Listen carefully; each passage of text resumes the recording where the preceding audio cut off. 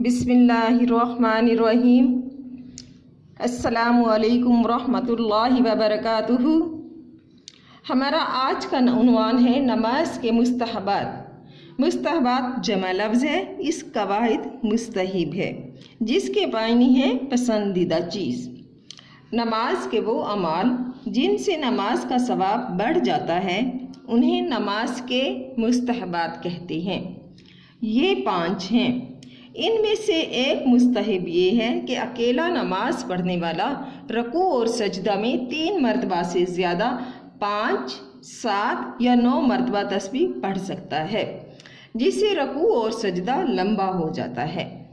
باقی 4 مستحبات یہ ہیں: تکبیر تحریمہ کہتے وقت دونوں ہتھیلیاں آستین سے باہر نکالنا، تکبیر تحریمہ کہتے وقت اور کھڑے ہونے کی حالت میں نظر سجدہ کی جگہ پر، رکوع میں قدموں پر، سجدے میں ناک پر، جلسے اور قعدے میں اپنی گود پر، اور سلام کے وقت اپنے کندھوں پر رکھنا۔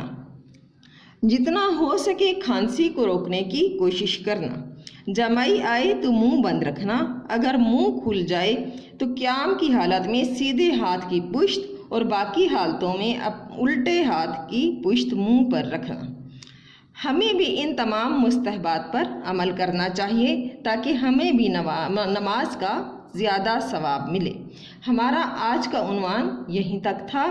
اللہ تعالی ہمیں بھی باعمل بنائے۔ خدا حافظ۔